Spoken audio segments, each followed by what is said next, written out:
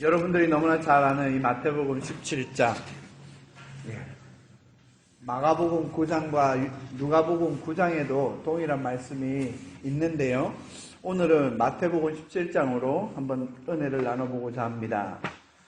엿새 후에 예수께서 베드로와 야고보와 그 형제 요한을 데리시고 따로 높은 산에 올라가셨더니, 여러분 읽어주십시오.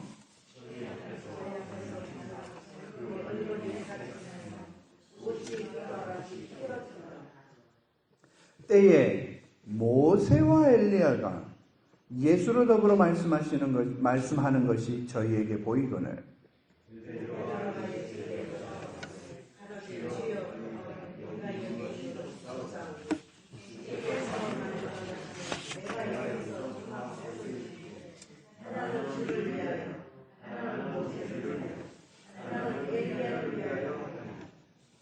말할 때 호령이 빛난 구름이 저희를 덮으며 구름 속에서 소리가 나서 가로되 이는 내 사랑하는 아들이요 내 기뻐하는 자니 너희는 저의 말을 들으라 하는지라.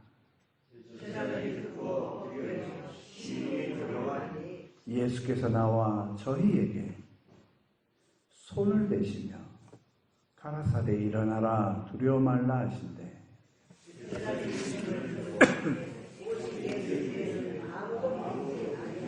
저희가 산에서 내려올 때 예수께서 명하여 가라사대 인자가 죽은 자 가운데서 살아나기 전에는 본 것을 아무에게도 이르지 말라 하시니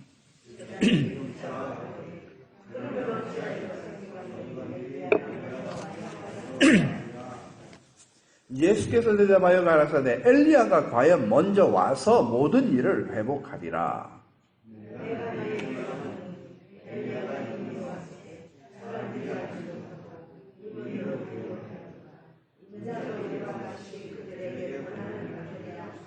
그제야 제자들이 예수의 말씀하신 것이 세례 요한인 줄을 깨달으니라.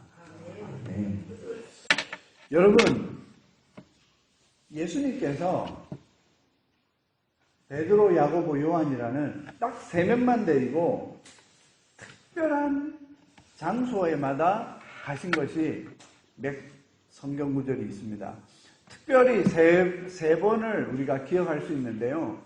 아시다시피 이미 죽었는데 소녀야 일어나라 달리다금 사건으로 있었던 회당장 야이로의 딸 살릴 때도 이 세 명만 데려가셨고, 오늘 사건에도 이 세 명만 데려가셨고, 나중에 로마 군병들에게 잡히기 전에 겟세마네 동산에 올라갔을 때도 이 세 명만 데리고 올라가셨어요.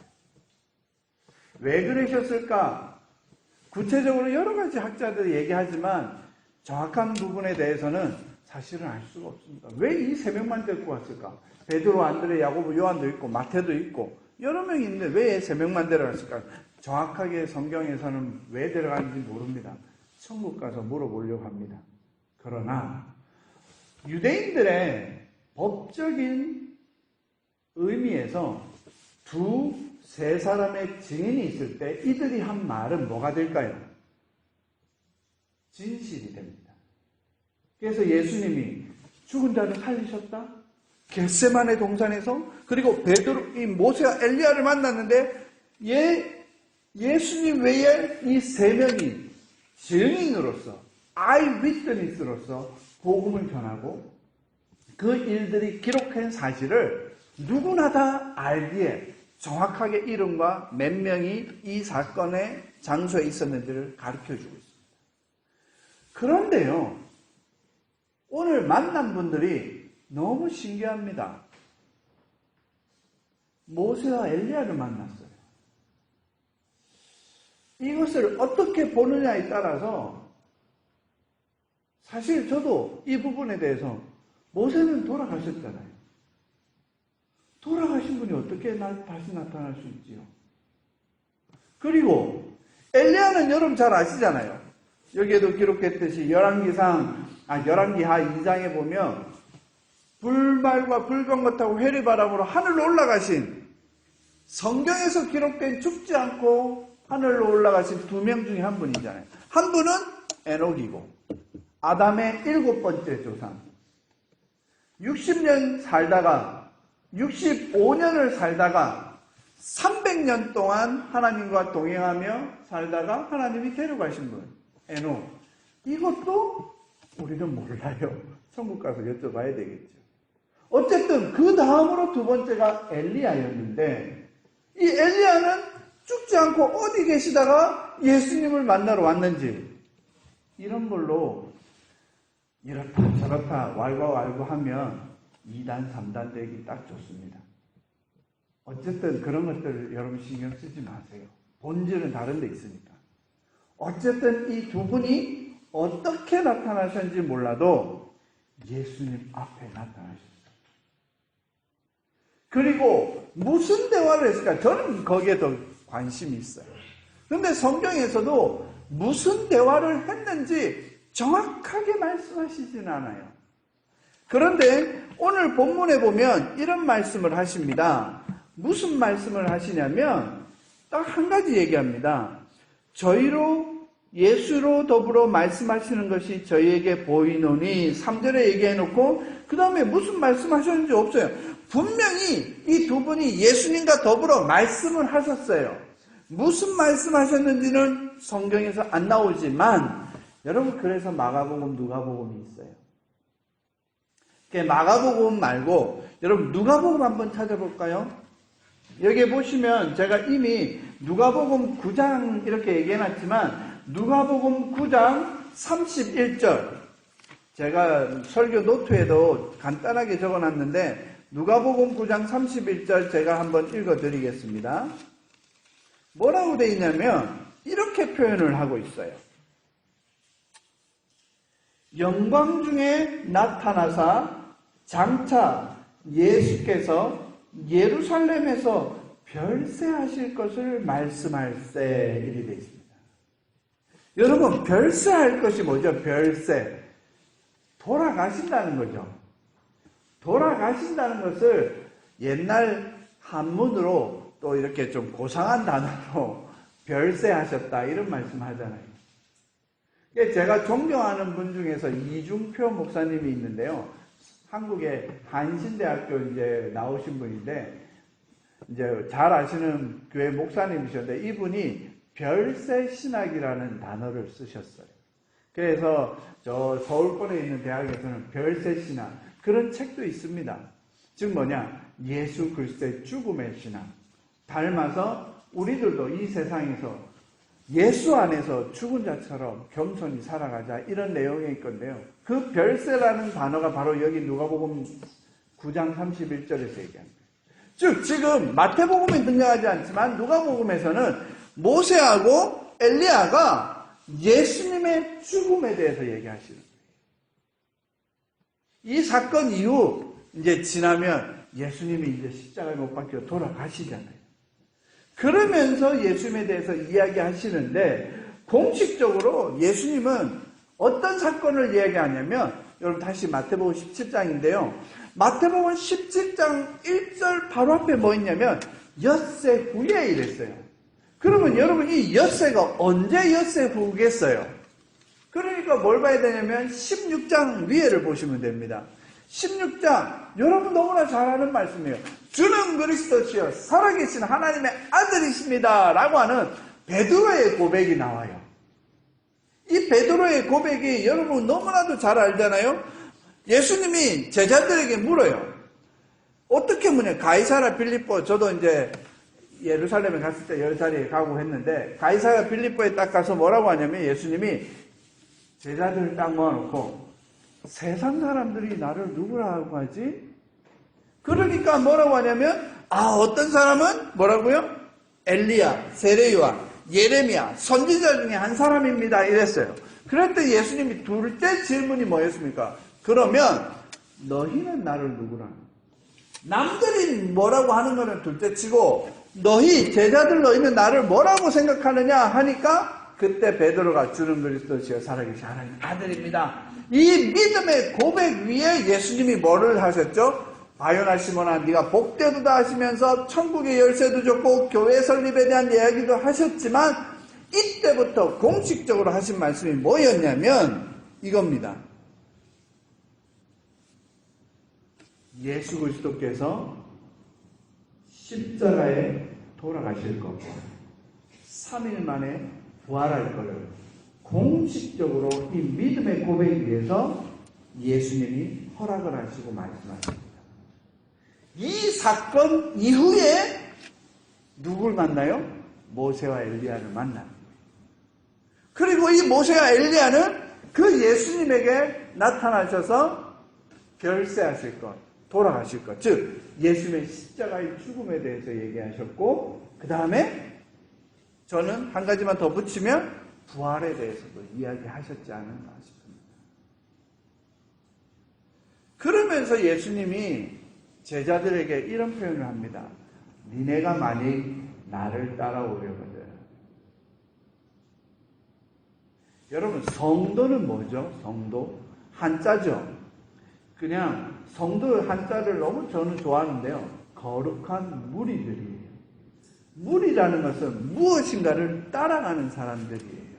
그냥 자기네들끼리 모여있는 사람들이 아니에요. 도는 따라가는 사람들이에요. 누구를요? 예수님을.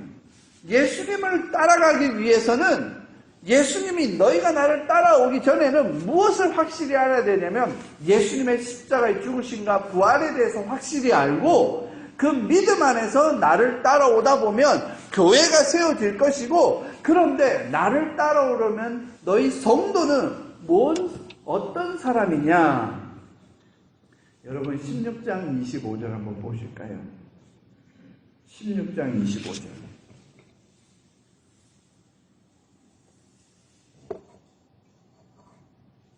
죄송합니다. 24절입니다. 같이 한번 읽겠습니다. 시작.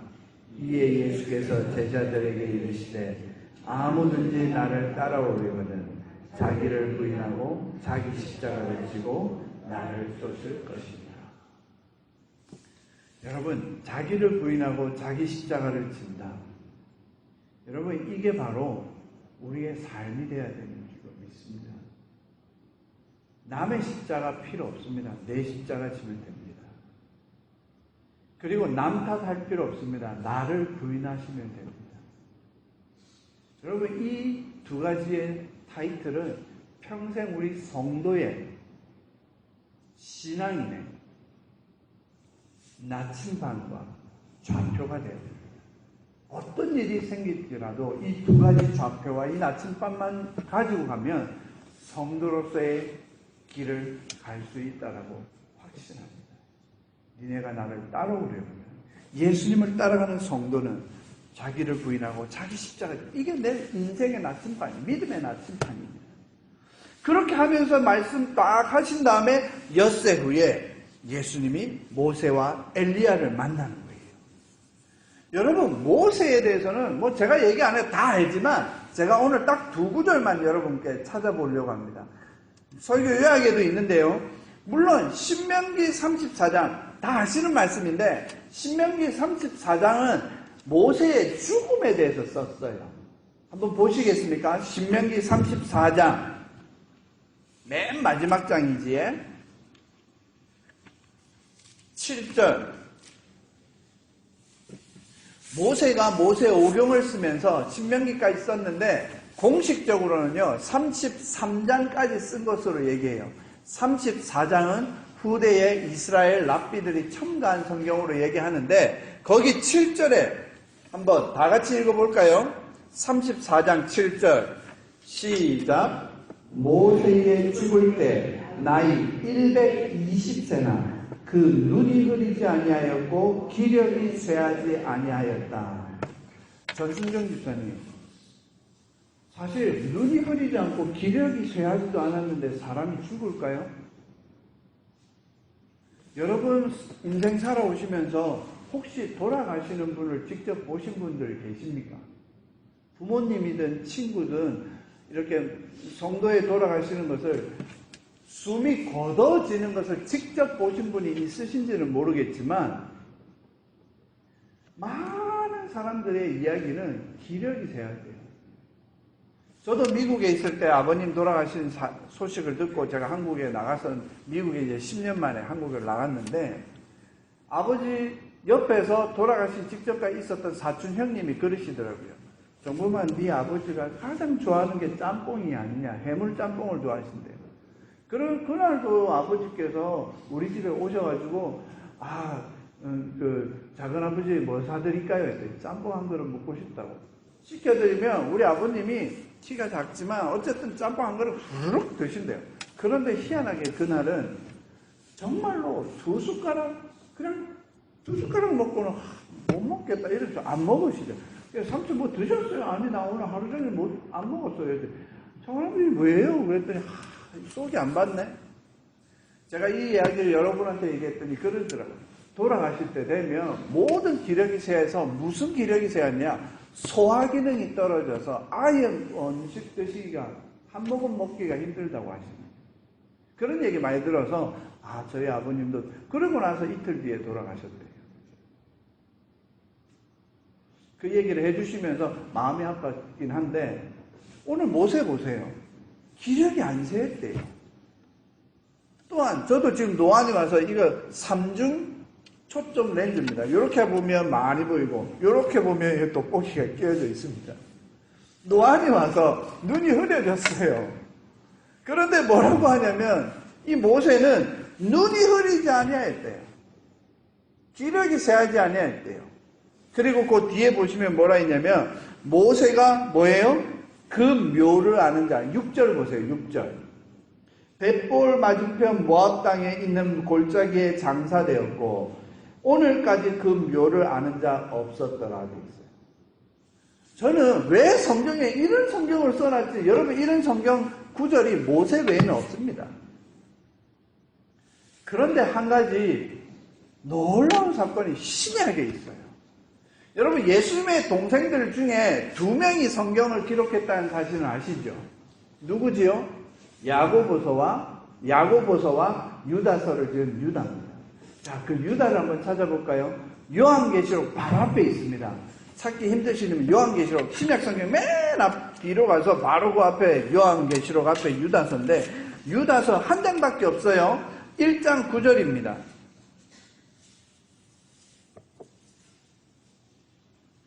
여러분 한번 읽어주십시오.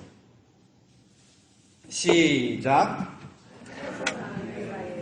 모세의 시체에 대하여 마귀와 싸울 때 변론할 때에 감히 해방하는 판결을 쓰지 못하고 다만 말하되 주께서 너를 꾸짖으시기를 원하노라 하였거늘.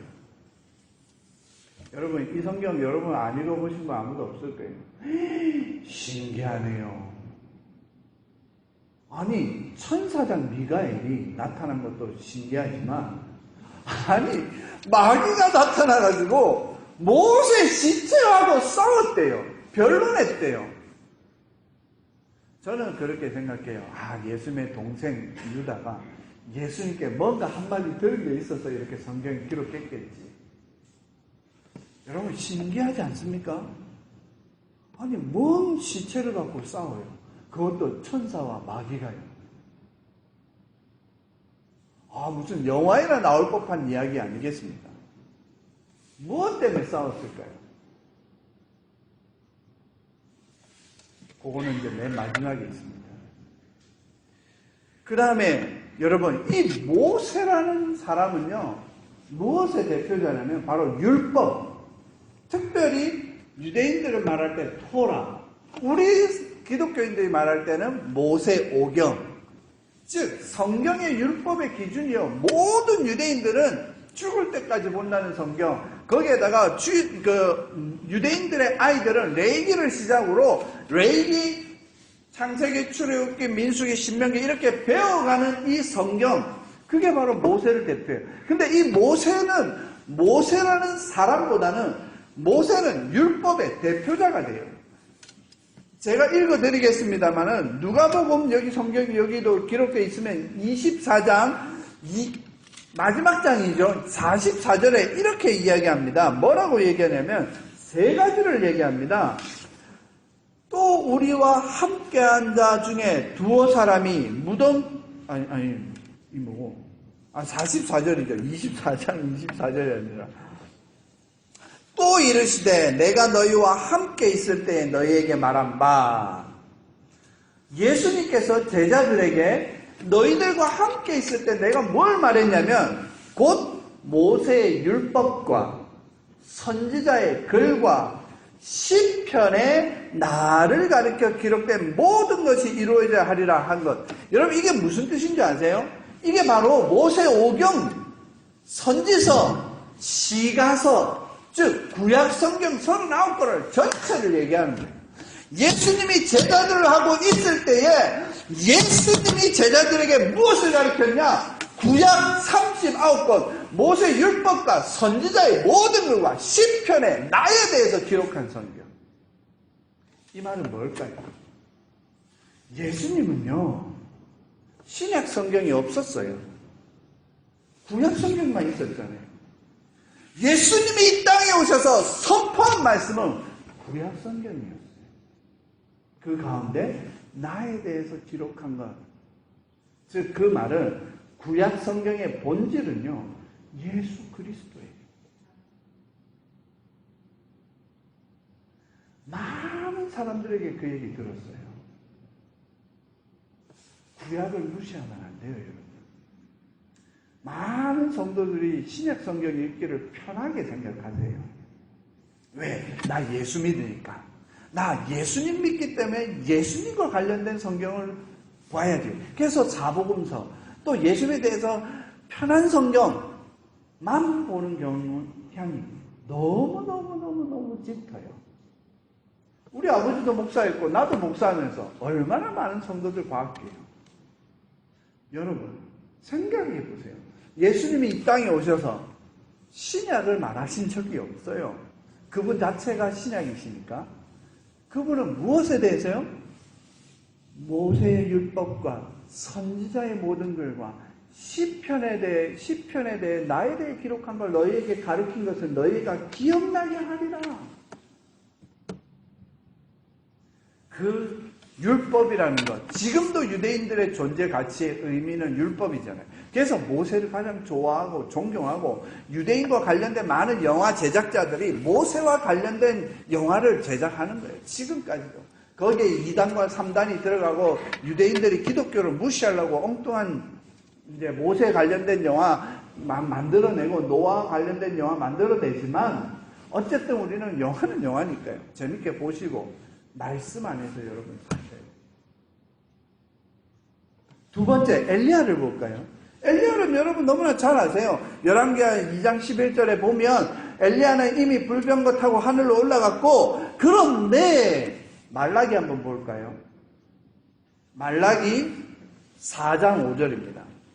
금방 찾으실 수 있겠지에 말라기니까. 자, 말라기 4장 5절. 그런데 이 말라기서 4장 4절, 5절, 4절부터 제가 읽을게. 여러분은 5절 읽어주세요. 내가 호렙에서 온 이스라엘을 위하여 내 종 모세에게 명한 법, 곧 율법과 법도를 기억하라.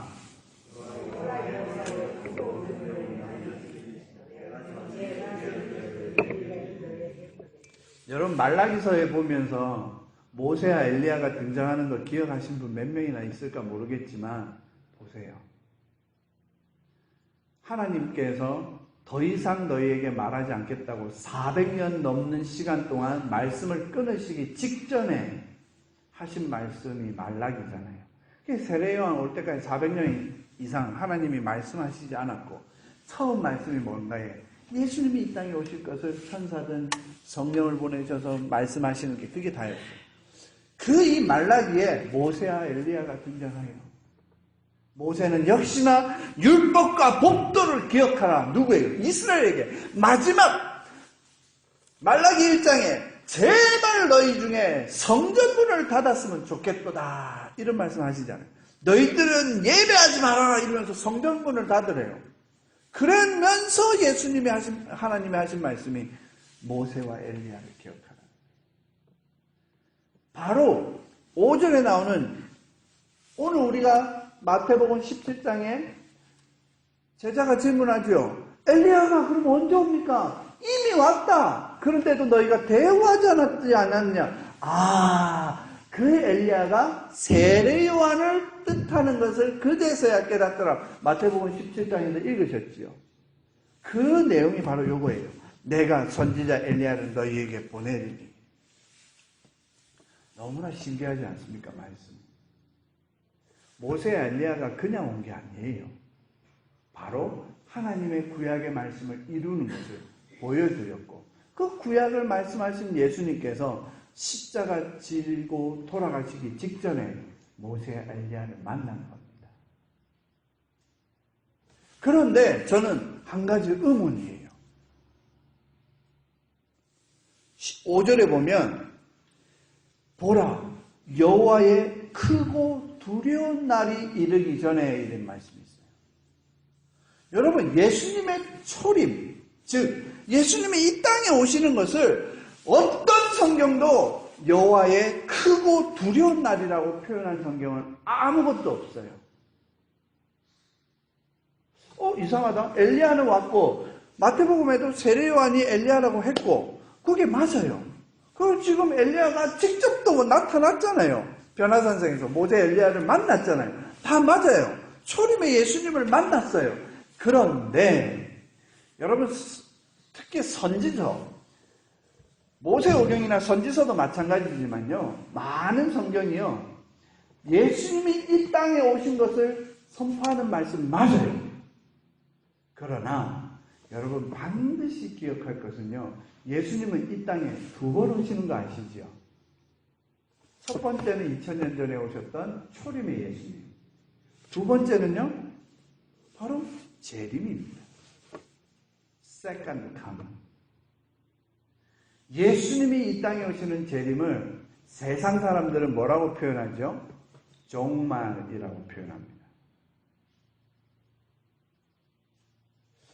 제가 여러분한테 물어볼게요. 여러분, 예수님 혹시 내일 오신다, 종말이다. 그럼 여러분 뭐 할래요? 뭐 하실래요?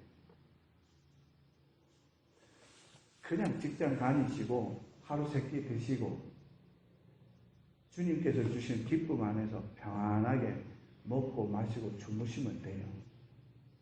여러분이 예수님 오신다고 뭐 할 게 있으세요? 여러분들이 뭐 한다고 예수님이 빨리 오시고 그래요? 금식하실래요? 그럼 어떻게 하실래요? 예수님 언제 오실지 모르는데 오실 때까지 금식하다가 굶어 죽으시게요. 여러분이나 저나 예수님의 재림과 초림 때도 마찬가지일 거예요. 재림 때도 마찬가지예요. 여러분이나 저가 특별하게 할 거 없어요. 그냥 지금처럼 똑같이 사시면 돼요. 자기를 부인하고 자기 십자가 지고 주님을 따르는 삶을 사시면 돼요. 나중에 이제 제가 이제 여러 가지 이유가 있지만 어쨌든 이번에 우리 7월 4일날 가면 제가 여러분에게 재밌는 얘기 해드리려고 해요. 여러분 혹시 다가올 미래를 준비하라. 이장님 기억하세요? 1992년 10월 30일 예수님 재림하신다고 MBC, KBS까지 뉴스까지 나고 난리 났던 그 이장님 아시죠? 예수님 재림한다고. 10월 29일인가 10월 30일인가 1992년 이장님 모르세요? 다 미국 계셔서 모르시나? 그 본부가 부산에 있었어요. 그래서 그 본부에 제가 직접 찾아가서 깽판 놓고 또 이야기도 해드릴게요. 참 재밌습니다.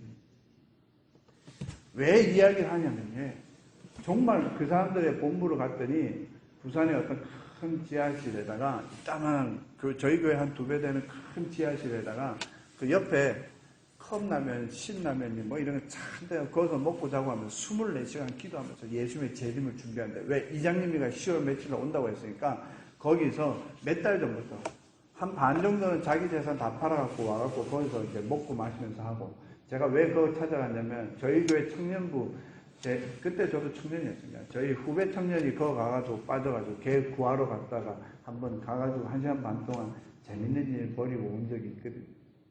나중에 얘기 드릴게요. 여러분 신천지 본부에도 제가 찾아갔었거든요. 부산에서 전도하다가 여호와 증인 지부장도 만나고 그랬거든요. 제가 이번에 가면 재밌게 말씀드릴게요. 재밌는 시간 됩니다. 여러분, 예수님의 초림이 아니라요, 이 모세와 엘리야는 예수님의 재림도 준비하는 사람들이에요. 자, 요한계시록 11장을 한번 보실까요? 마지막입니다. 요한계시록 11장. 17장 본문에 대한 설교는 나중에 다시 한번 할 겁니다. 오늘은 예수님의 증인에 대해서 얘기합니다. 요한계시록 11장에 모세와 엘리야가 나와요. 요한계시록 11장 1절부터 13절까지 볼 겁니다. 저와 여러분 한 절씩 같이 교독하면서 나아가겠습니다. 또 내게 지팡이 같은 갈대를 주며 말하여기를 일어나서 하나님의 성전과 제단과 그 안에서 경배하는 자들을 청량하되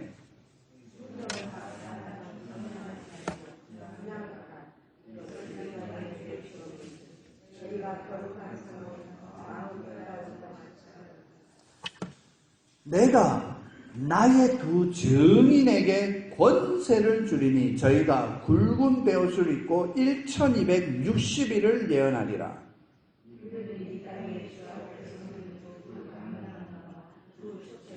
여러분 혹시 한국이든 미국에서든 나는 두 감람나무 중 하나다, 두 촛대 중 하나다 이러면서 자기가 두 주인 중에 한 명이다 이런 2단 3단 들어보신 적 없으세요? 한국에 엄청 많습니다. 남자도 있고 여자도 있고요. 그게 바로 여기에서 나온 거예요. 계시록에서. 나는 두 감람나무 중에 한 사람이요. 난 두 촛대 중에 하나다. 여러분 이 두 감람나무 두 촛대는 동일 인물이고요. 그거를 성경에서는 3절에 두 증인, 이분이 누구냐? 뒤에 나옵니다. 5절 볼까요? 제가 읽겠습니다. 만일 누구든지 저희를 해하고자 한즉 저희 입에서 불이 나서 그 원수를 소멸할지 누구든지 해하려 하면 반드시 이와 같이 죽임을 당하리라. 6절 정확하게 보십시오. 시작.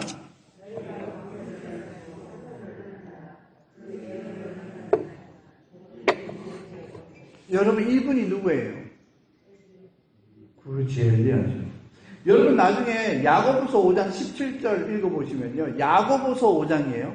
거기에 보면 이런 표현이 있습니다.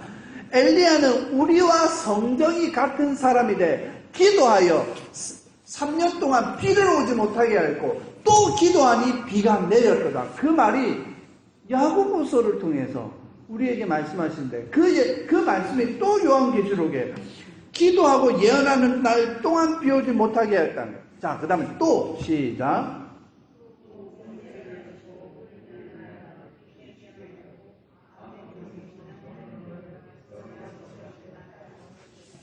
누굽니까? 모세입니다.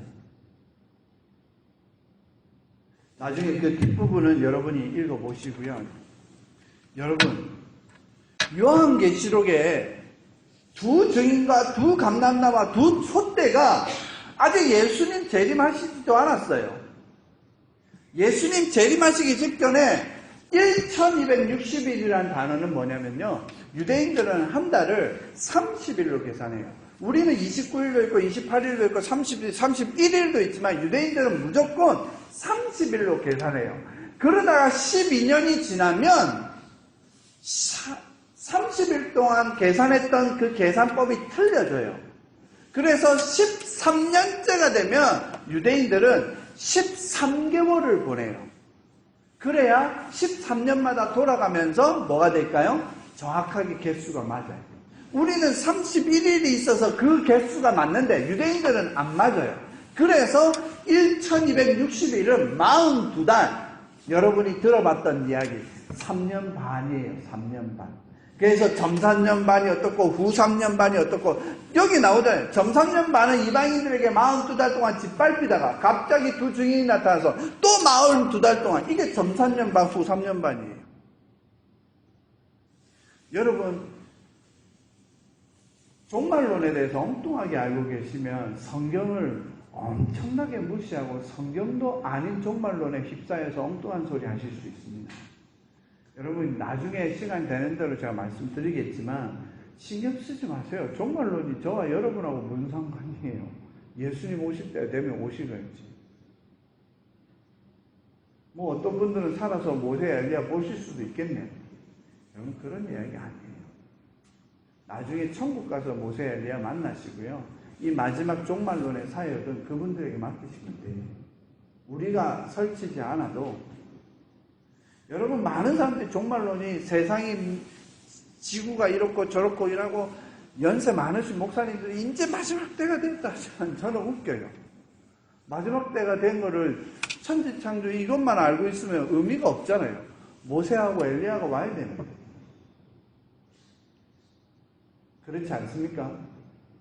적그리스도가 서야 되는데, 저 예루살렘 저 땅에 서야 되는데, 적그리스도라고 부를 만한 사람들이, 많은 사람들이 교황이 적그리스도다, 누가 적그리스도다. 13세기, 14세기 때요, 유럽을 한 번 휩쓸고 갔던 패스트 아시죠?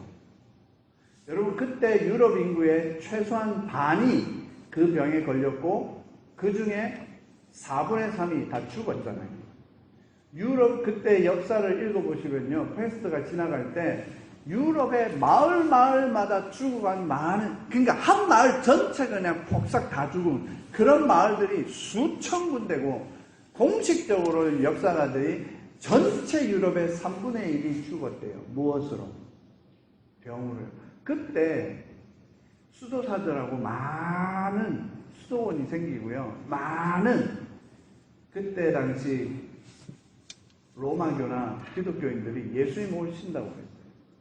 왜? 이런 질병은 전에도 후에도 없었어요. 지금도 없어요.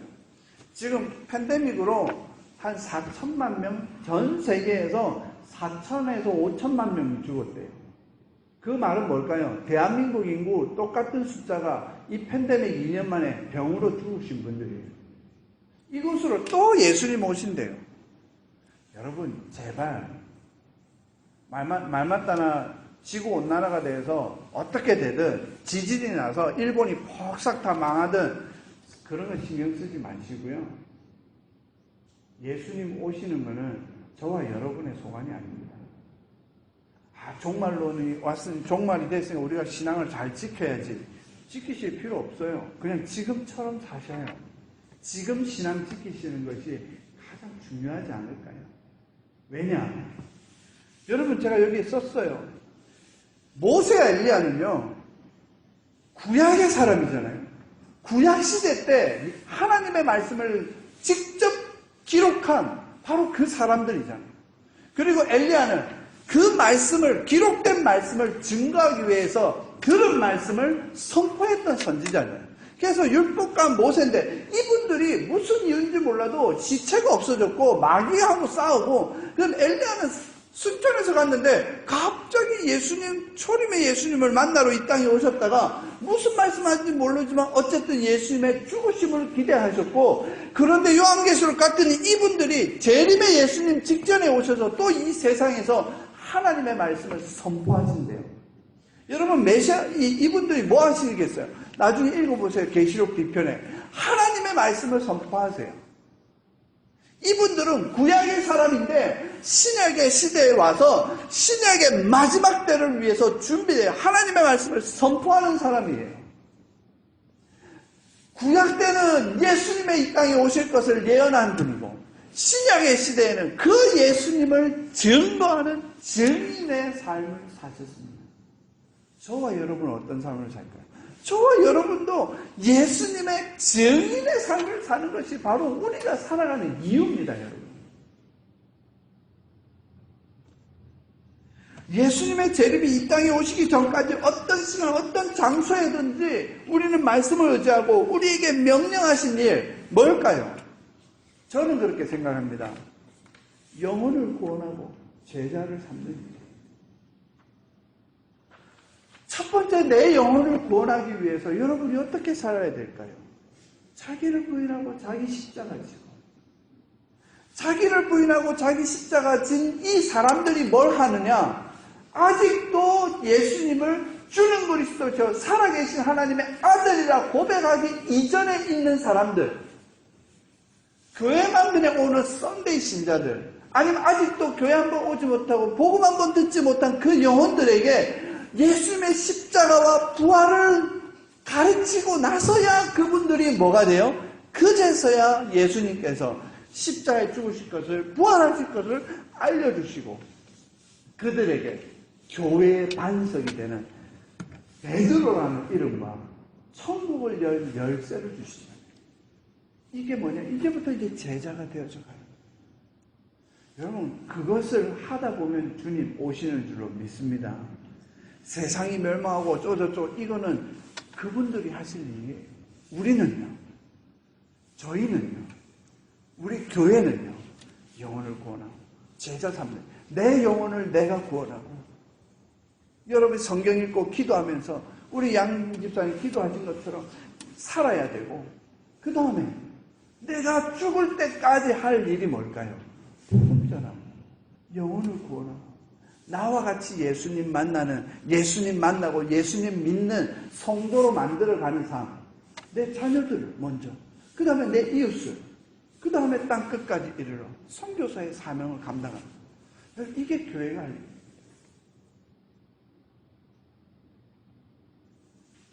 모세와 엘리야는 언제가 될지 모르지만 몇 천년에 걸쳐서 하나님의 말씀의 증인으로 살아가고 있습니다. 우리는 어떤 증인으로 살까요? 예수님의 이 두 증인이 모세와 엘리야지만 이제 그 이름 중에 저희들의 이름도 있기를 주의 이름으로 축원드립니다. 기도하시겠습니다.